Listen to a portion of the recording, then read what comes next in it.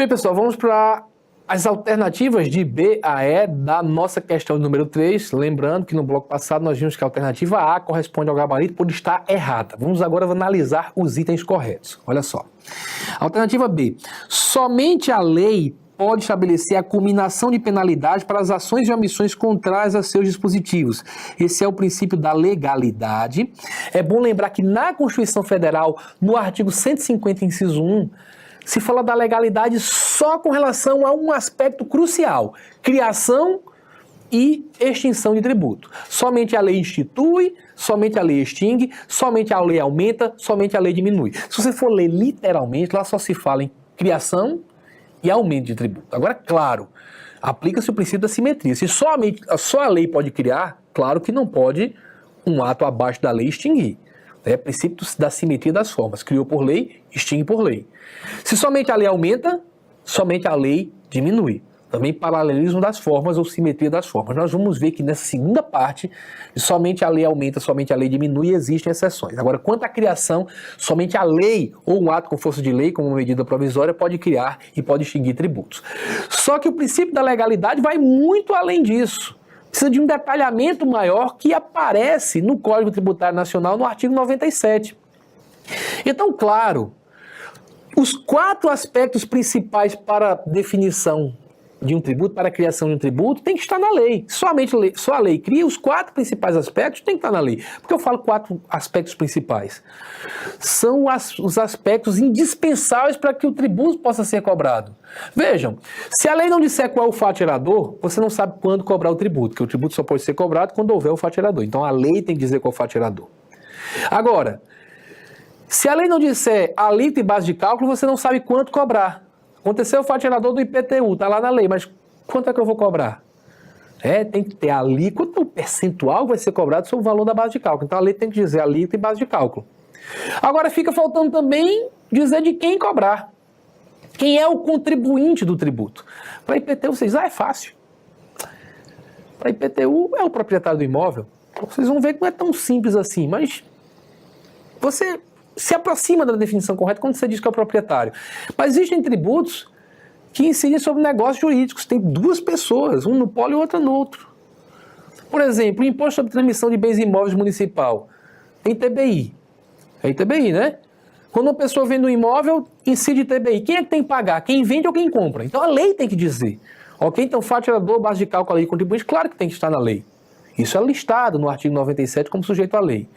É bom lembrar também que a Constituição diz que ninguém será obrigado a fazer nada senão em virtude de lei. Ora, uma multa obriga uma pessoa a alguma coisa, obriga a pagar a multa. Então a definição do que é o ilícito e a combinação da penalidade, dizer que aquele ilícito é punido com uma multa de 10% de tal valor, bem, isso também tem que estar na lei. Ok, sujeito ao princípio da legalidade, que é a questão citada aqui. Somente a lei pode estabelecer a combinação de penalidades para as ações e omissões contrárias aos seus dispositivos. Leiam o artigo 97, decorem. E não é só decorar, você não precisa decorar. Quando você lê, você vê que tem uma lógica naquilo da lei. Matérias que tem que estar na lei. Agora é bom ressaltar, as bancas adoram cobrar isso, tá? Existem 2 coisas que não precisam estar na lei e as bancas cobram bastante. Vocês vão ver que tem questões sobre isso aqui. Primeiro, definição do prazo para pagamento de tributo. Não precisa estar na lei, pode estar em ato infralegal, pode estar num decreto. E em segundo lugar, correção monetária da base de cálculo do tributo. Para corrigir monetariamente, você pode fazer por ato infralegal. E há uma discussão sobre o limite disso daí, e nós vamos resolver essa discussão mais à frente. Por enquanto, dá para perceber que o item B está correto, né? Verdadeiro, portanto, não corresponde ao gabarito. Só a lei pode fazer isso. Item C. Os tratados e convenções internacionais podem revogar ou modificar a legislação tributária interna. Verdadeiro. CTN, artigo 98.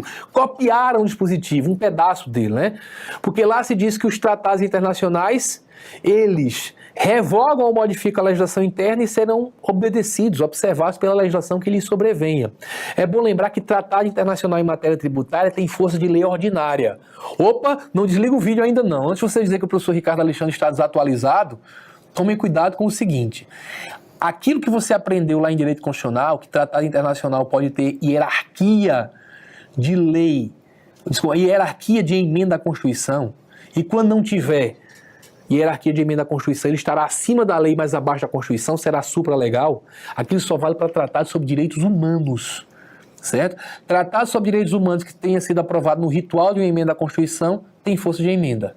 Tratado sobre direitos humanos que não tenha sido aprovado nesse ritual, como o Pacto de San José da Costa Rica, tem força supralegal, mas abaixo da Constituição. Mas nós estamos falando aqui de direito tributário, ok? Então, um tratado sobre direito tributário terá força de lei ordinária.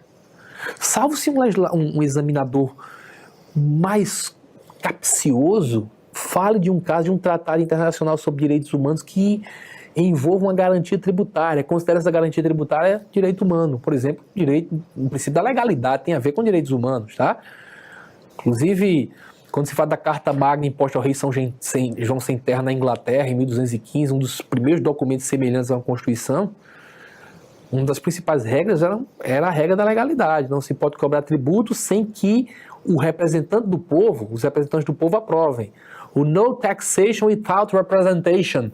Não tributar, tax é tributo, sem representação. Alguém pode dizer, Ricardo, pare de falar coisa que não cai em prova. Cai, isso já foi cobrado em prova. No taxation without representation é o princípio da legalidade. Certo? Já foi cobrado pelo SESC, nada impede que a GV venha a cobrar, né? Princípio da legalidade. Agora, se a banca falar simplesmente um tratado sobre direito tributário, sem deixar claro que está querendo considerar aquilo como direito humano, tem força de lei ordinária. E com força de lei ordinária pode revogar ou modificar a legislação interna sobre a matéria. Existem alguns detalhes sobre o princípio da especialidade que eu vou comentar em outro momento, tá? Mas nesse momento, só quero que vocês percebam pelo artigo 98 essa questão, essa alternativa C também é verdadeira, portanto não corresponde ao gabarito, já vimos o gabarito alternativa A. Item D. O Poder Executivo pode, nas condições e nos limites estabelecidos em lei, alterar as alíquotas do imposto de importação, exportação, sobre produtos industrializados e sobre operações financeiras. Chegou o momento de comentar o que nós tínhamos citado agora há pouco. Eu disse para vocês que no artigo 150, inciso 1 da Constituição, se fala em legalidade, mas lá se fala apenas em criação e majoração de tributos. Aí eu disse que valeria para criação e extinção, para majoração e redução.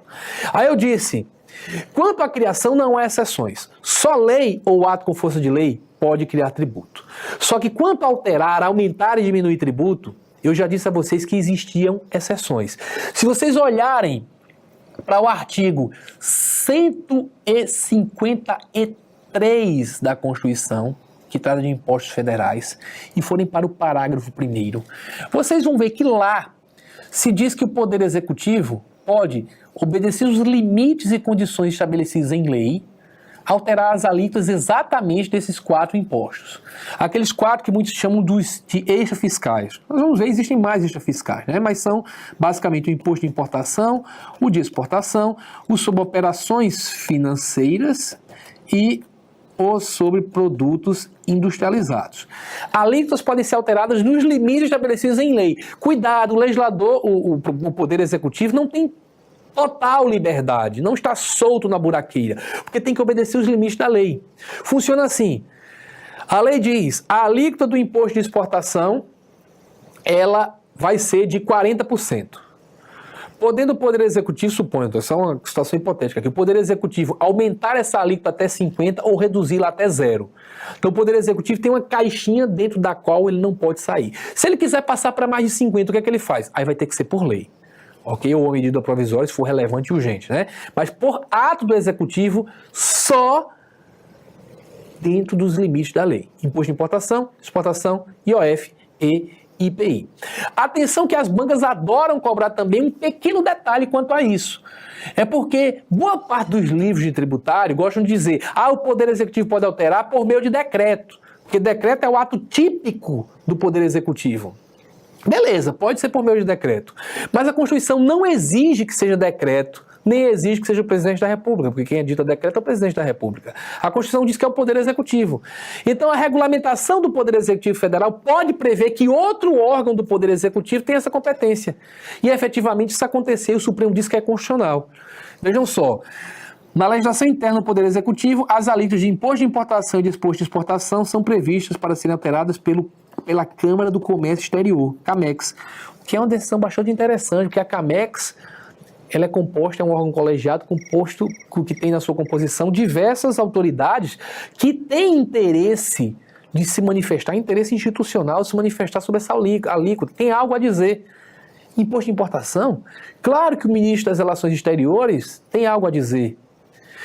Claro que o ministro da Fazenda, que lida com matéria tributária, tem algo a dizer. O ministro da Indústria, Desenvolvimento, esses ministros têm algo a dizer. Então tem algumas pessoas que vão se manifestar para votar essa nova alíquota.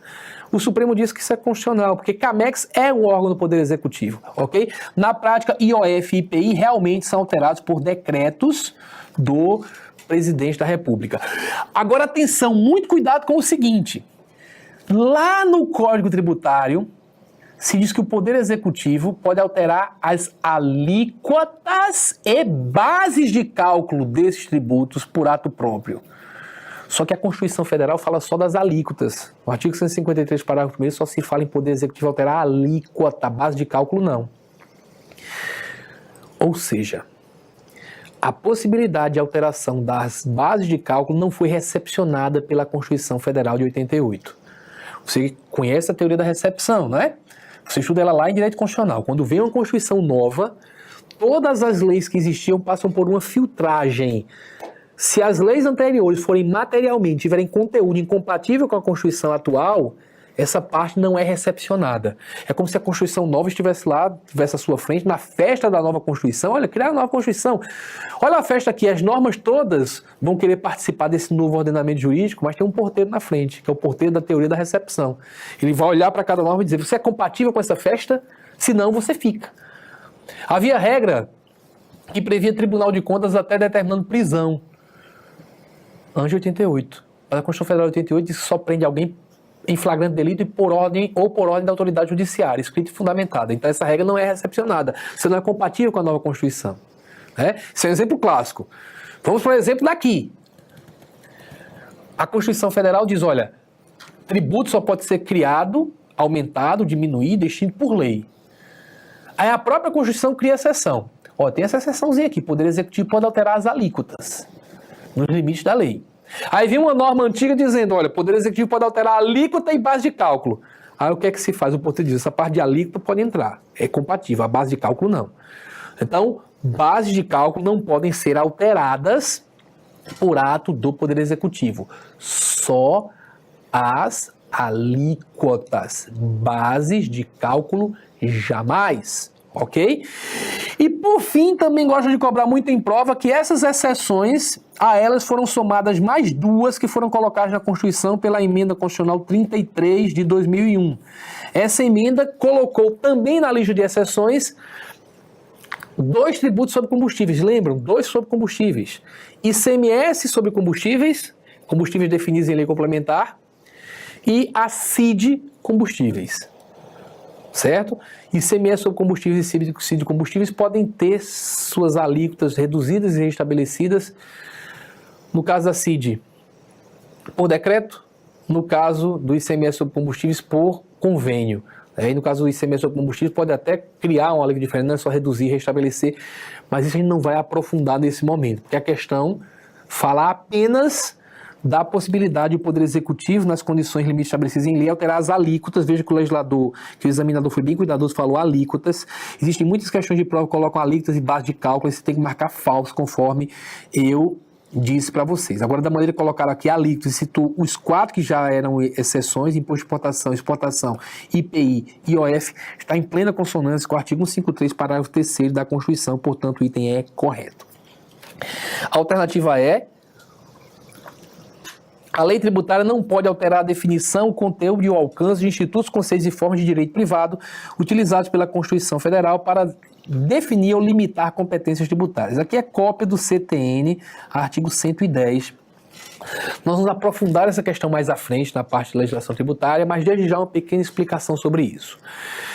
A Constituição utiliza vários institutos para definir e para limitar competências tributárias.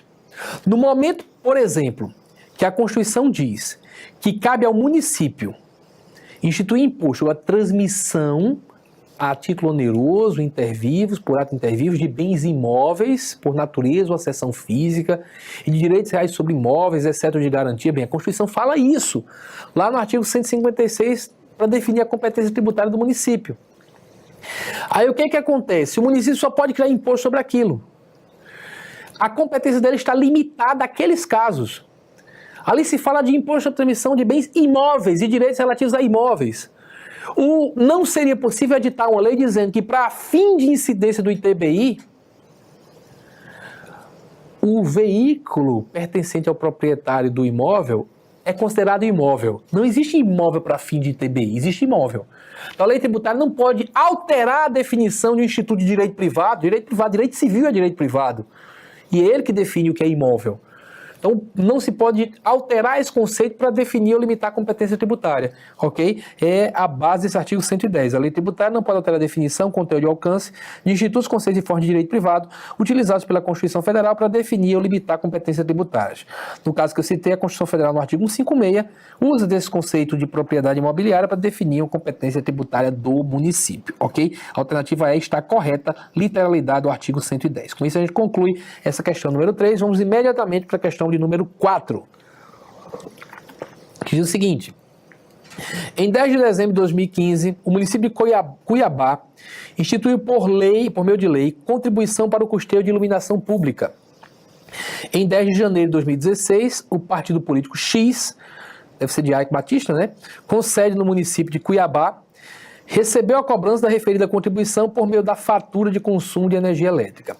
Aqui tem vários pontos que a banca... Bati no gabarito sem querer, vamos lá. Vários pontos que a banca pode cobrar. E certamente vai fazer parte das questões.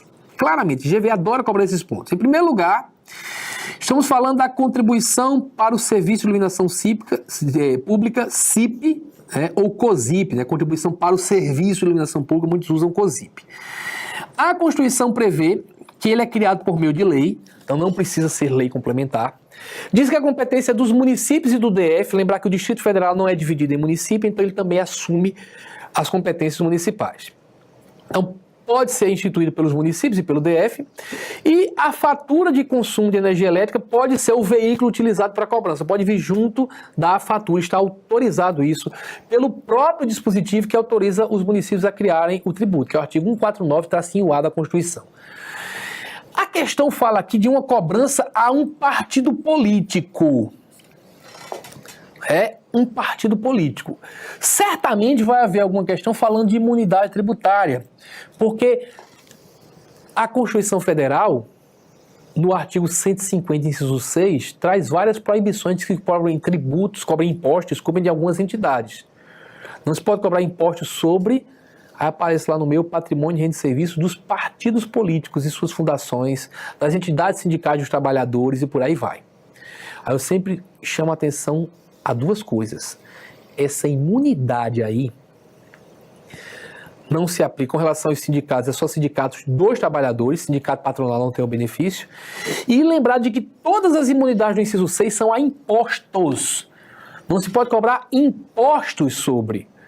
Não se impede cobrança de taxa. A questão típica de prova é perguntar se o município, por exemplo, de Porto Velho, pode cobrar taxa pela coleta domiciliar de lixo numa repartição do estado de Rondônia. Pode? Pode. Afinal de contas, a imunidade do estado de Rondônia é para impostos e não para taxa.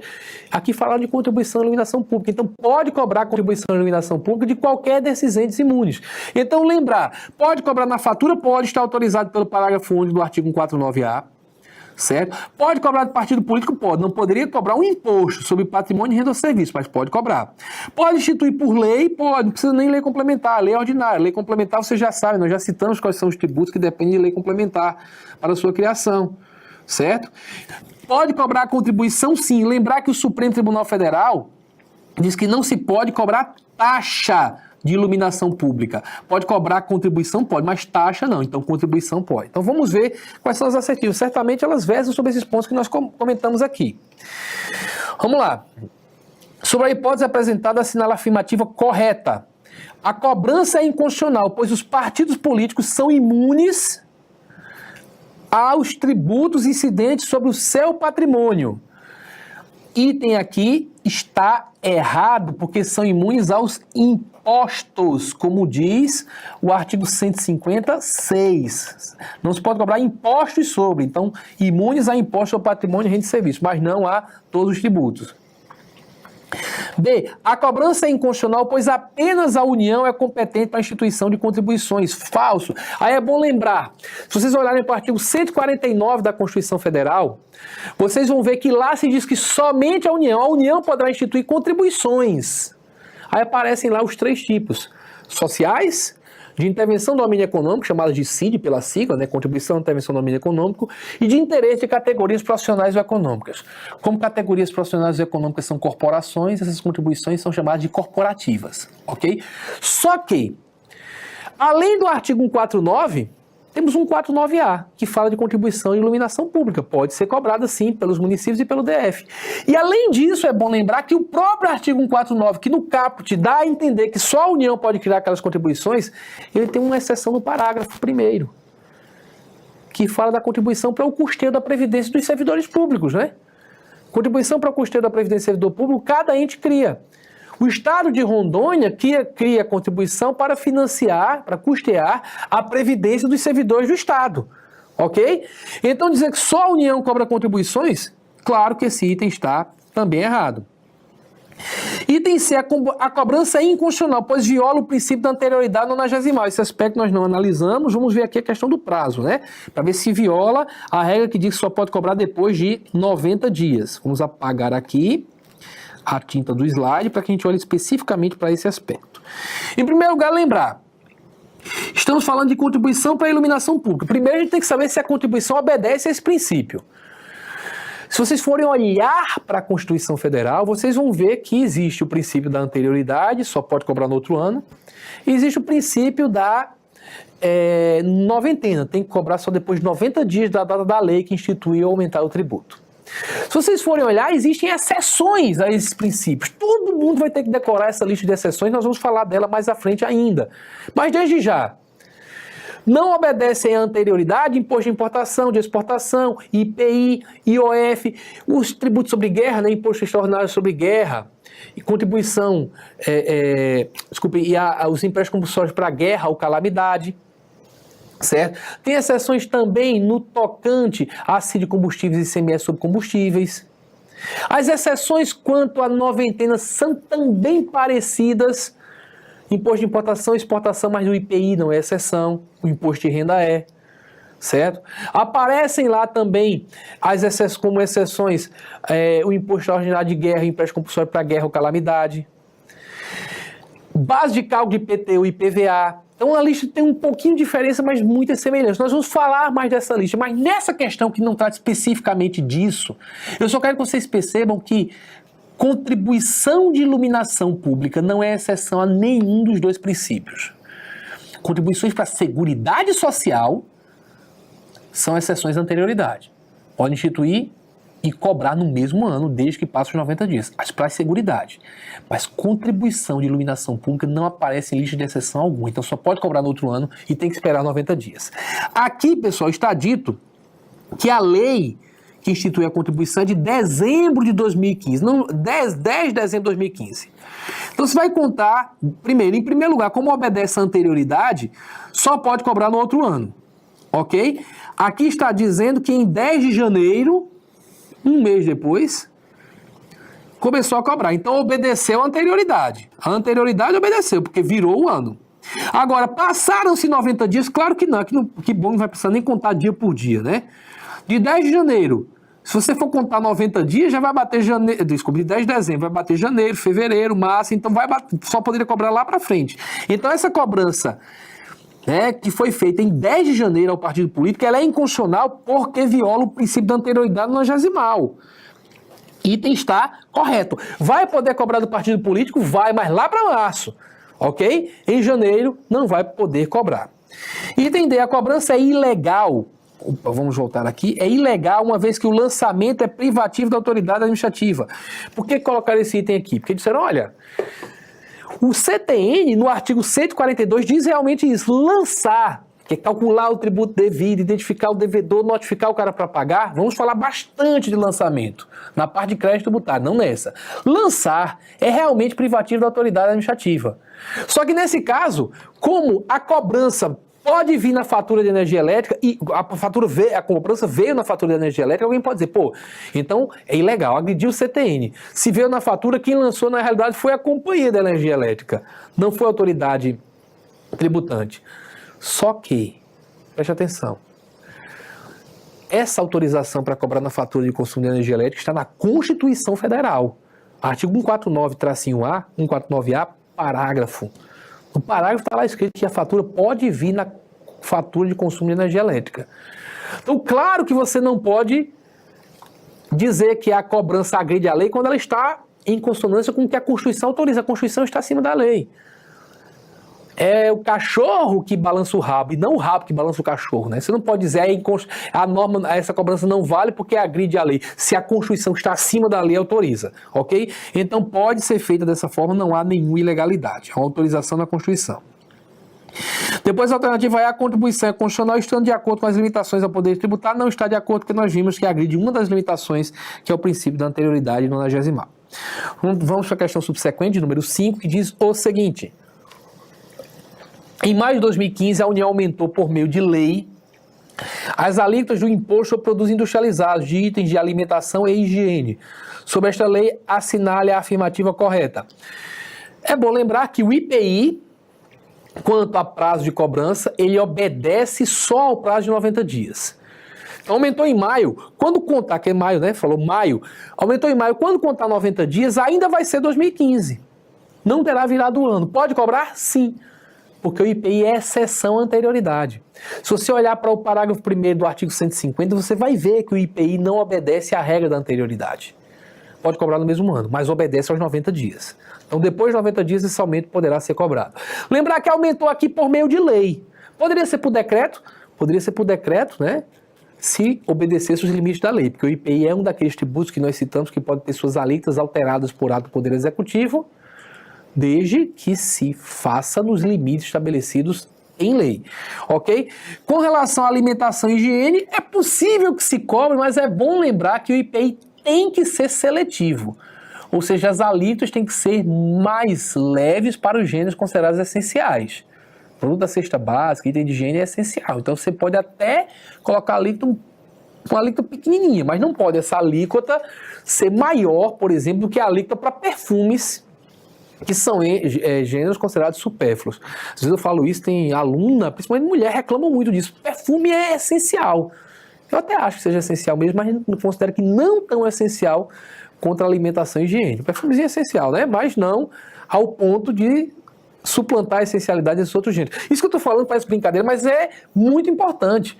O legislador tem que sopesar isso. O que é mais essencial, a alíquota mais leve. O que é supérfluo, a alíquota mais pesada. Tá?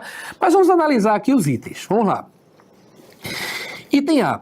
A lei que majorou as alíquotas do IPI entrará em vigor imediatamente após sua publicação, uma vez que o IPI não está sujeito ao princípio da anterioridade. Realmente, ele não está sujeito à anterioridade, mas está sujeito à noventena, ou anterioridade 90ª, são sinônimos, tá? Tem que esperar 90 dias, então não pode ser de imediato. Item B. A lei que majorou as alíquotas do IPI entrará em vigor 90 dias após a sua publicação, uma vez que o IPI não está sujeito à anterioridade de exercício. Veja aqui, usar a expressão anterioridade do exercício para se referir àquela anterioridade que diz que só cobra no exercício seguinte, exercício financeiro seguinte.